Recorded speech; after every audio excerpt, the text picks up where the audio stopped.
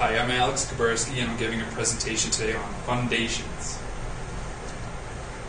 So a description of the program is that Fundations is a reading program that was created in the year 2002. The program was created by Barbara Wilson of Wilson Reading System. And Foundations itself is based on the principles of Wilson. And what this means is that it focuses on phonological and phonemic awareness, phonics, and spelling. The program addresses all 5 components of reading, and these are phonemic awareness, phonics, fluency, vocabulary, and comprehension. The Foundations reading program offers direct and explicit instruction, structured and cumulative lessons, numerous opportunities to practice tasks, and it's a multi-sensory program. We're going to get into all of this later on. The design of the program is that Foundations can be implemented in 3 ways. The first way that it can be implemented is as a prevention program in grades K through 3. Each level, kindergarten, first grade, second grade, and third grade, have their own program. Each session in the general ed classroom should last about 30 minutes, and that's on daily routine. Okay, the second method is as an intervention program for students who are in the lowest 30th percentile, and that can be done in small groups or in a one-to-one setting. And this intervention takes place after the 30-minute session.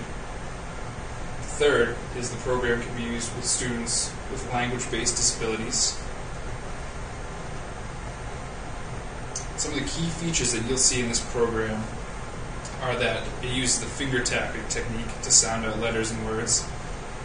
There's the use of Echo the owl, who is the program's mascot.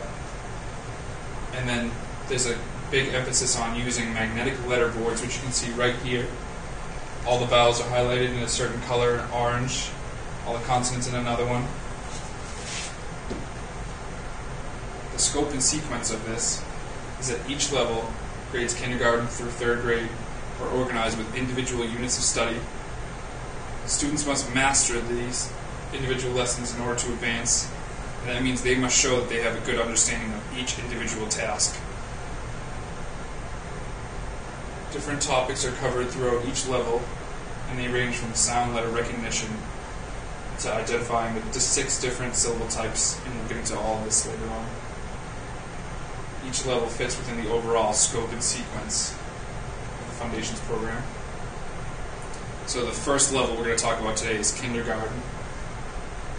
Students learn letter recognition, and what this means is students are going to learn all letters of the alphabet, A to Z. They're going to learn what each letter looks like, the sounds that each letter makes, and then we're going to learn how all these sounds combine and make words, and what words eventually make senses. The other thing you would like a child to learn in kindergarten is print concept. And print concepts basically mean that spoken and written words are the same, and that books are read left to right and top to bottom. And this right here is an example of a chart in which you would write out the letter, so letter formation. And you could do this through skywriting or other means, and I'll talk about that a little later on. Some goals and activities for kindergarten are that you want kindergarten students to learn all letters A through Z and learn the sound that each letter makes. You want the student to be able to learn and identify high-frequency words. And these are words that he or she will most often use, so it's a good idea to get them to identify them at an early age. And with kindergarten students, you want to start to identify punctuation and uppercase lettering. Just let them know the basic ideas of it. Some activities you'll see with kindergarten are sound drilling. An example of sound drilling is a student would go up to a board like this, and you'd see there's a corresponding word for each letter. So an example is A, apple, app. And kids would go through this chart, and each student would probably give a letter, and then they would move on. That's a good warm-up activity. Other activities you may see in kindergarten are phoneme segmentation, and this is another example of where you'd use tapping. So an example is man, M-A-N. You do the individual sounds like you bring it all together and say man. And then you'd see some phoneme substitution some deletion, and some manipulation. And an example of phoneme substitution right here is you turn man to ran. So all you're taking is the first consonant and you're replacing it with a different one. So you want students to get to know that concept early on. Another one is phoneme deletion. So the word is sand. You would delete the consonant S and you would get the word and. Other issues or activities that students might see in kindergarten are phoneme isolation. And you may start to see a little bit of blending at this stage. So an example would be the word sat. So the letters S, A, and T. You would say the letter S is sound, so you'd say S. Then you'd say the second one, the A, so you'd say sa. And then lastly, you'd bring it all together and say sat. First grade is the second level, or the second tier in this program. Students in first grade continue to work on all other tasks that were previously taught. And these things need to be mastered first in order for a student to move on. But once they have moved on, then you'd see some more segmenting words into syllables. We break down the syllables into sounds or phonemes. That's stuff you do in kindergarten, but we want to see more of this in first grade. We want to see you break apart words or bring words back together in different ways. So you'll see a lot of activities based around this. Also, you want to identify different word structure. You want to identify base words, blends, digraphs, syllable types, and suffixes. And we'll get into these in more activities in a couple minutes. So some of the goals of first grade are that you'd want to read and spell multiple syllable words. And usually this happens a lot. You want to read and spell words with different suffixes. Some examples of suffixes are the letter S, the ending ES, the ending ED, and the ending ING.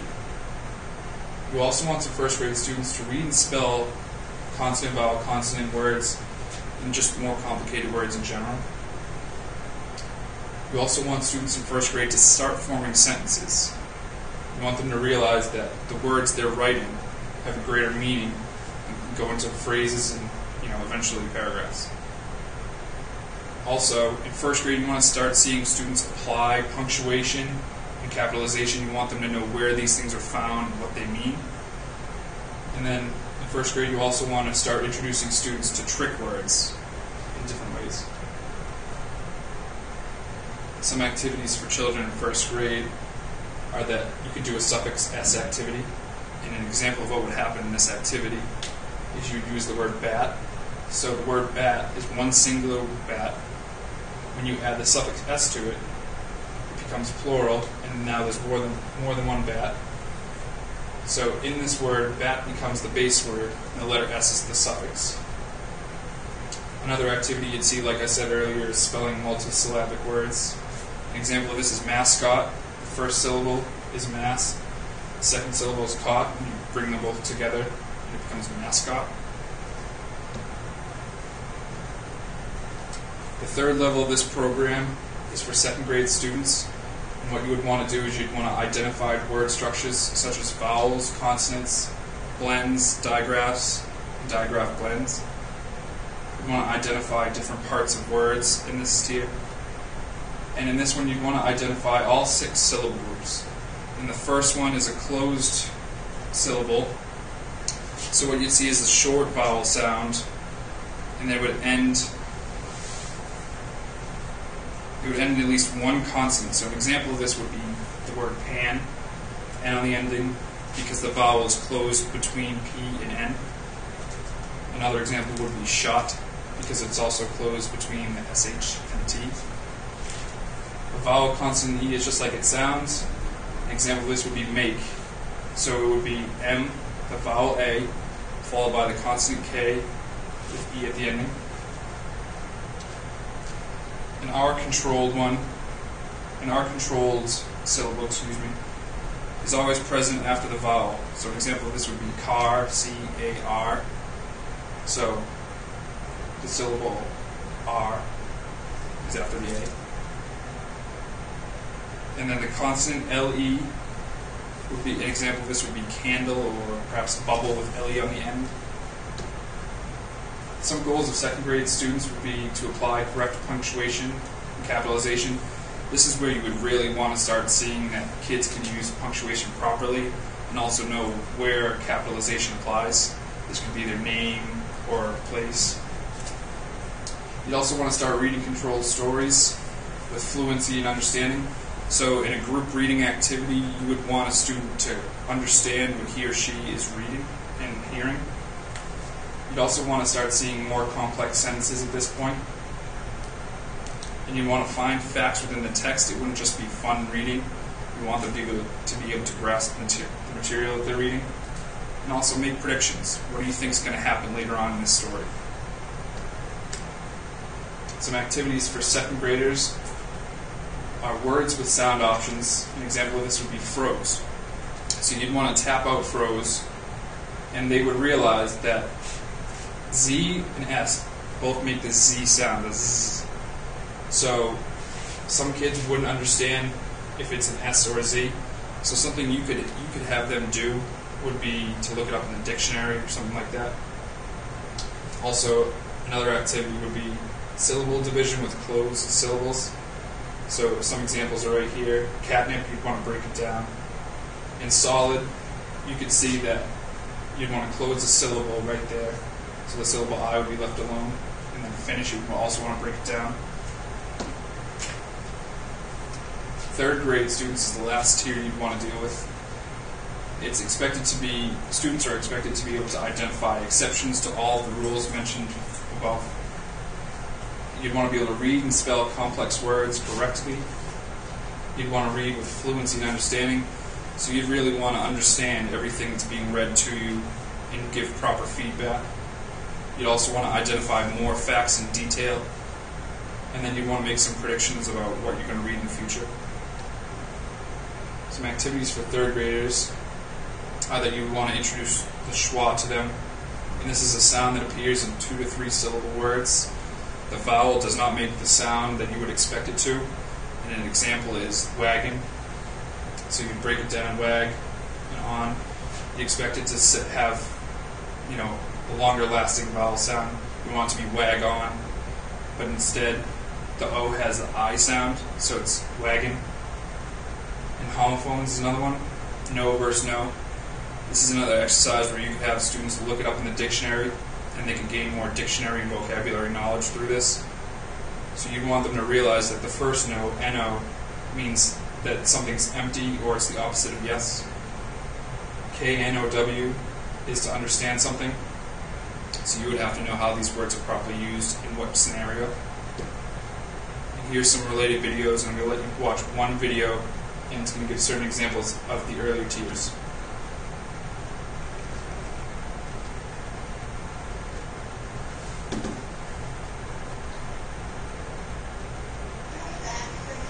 Alright, so pick 10 random sounds.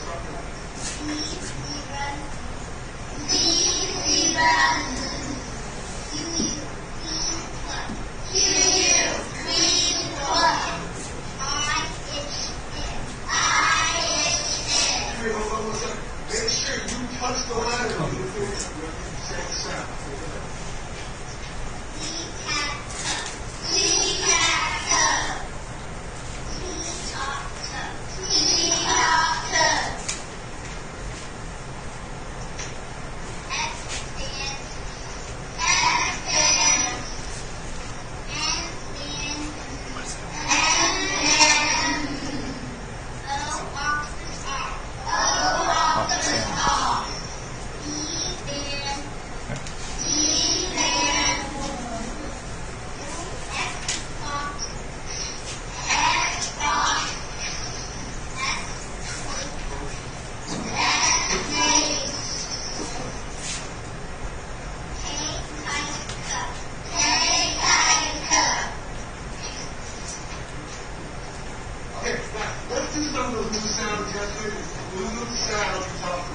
I'm going to set you ready to remember them. But let's start out with this sound. And the word is fang. Right? She's going to do the 3 different things, right? So.